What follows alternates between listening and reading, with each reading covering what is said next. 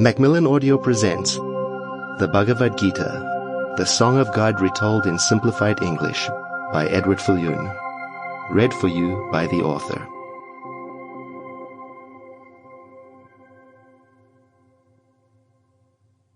A note about this book.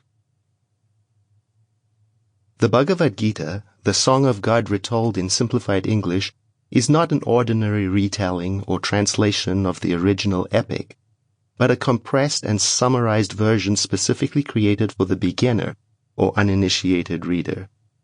What sets this edition of the Bhagavad Gita apart from other retellings is that it is designed for readers with no prior experience of Hinduism. To make the original work accessible, I have simplified complex ideas and paraphrased content to create something that is akin to a primer for the first-time reader.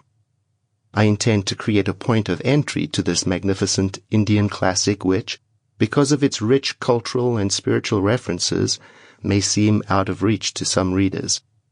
I hope that, once introduced to the beauty of the Bhagavad Gita, you, the reader, will feel equipped and compelled to read one of the many complete translations. I have provided recommendations for that next step at the end of the book. English has complicated spelling and pronunciation rules with many exceptions, making it difficult to predict how a word should be written or said. This is not the case in Sanskrit, the language of the Bhagavad Gita, where diacritical marks make pronunciation clear and uniform. Unfortunately, the same diacritical marks can make reading confusing to English language readers. So I use mostly English spelling conventions for Sanskrit words.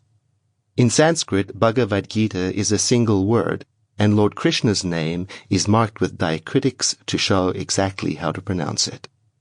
I have decided to use the spelling Krishna and the title Bhagavad Gita because they are already ubiquitous in English publications. Introduction. Let the scriptures tell you what you should and should not do, Arjuna. Know what the right choices are and live up to them. It is simpler than you think. When you, or anyone, is firmly on the road to enlightenment, there is no conflict at all between what you do and what the scriptures advise. Bhagavad Gita, chapter 16, verse 24. The Bhagavad Gita takes place at the high point of a feud between two great families.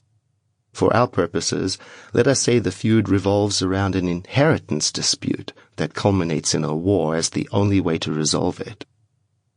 When the two great houses face off on the battlefield, the champion of one house, Prince Arjuna, instructs his chariot driver, Lord Krishna, to take them between the two armies before the battle begins, so that he can observe what is going on. Prince Arjuna is overwhelmed by the sight of family and loved ones divided on both sides. Overcome with grief, he declares that he will not fight.